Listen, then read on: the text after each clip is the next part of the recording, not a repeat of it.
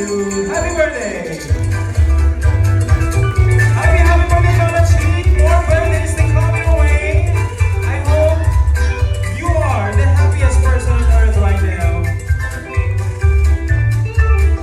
Alright, if we could ask our birthday celebrator to blow her candle right now.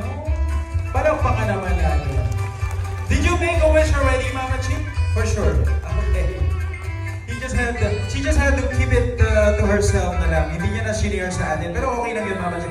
Whatever it was, ayan, we're one with you in wishing that it will all come true in time. Okay, so, at this point, tayo po'y manananghali na, obviously. Meron bang sasabihin si Mama Violi?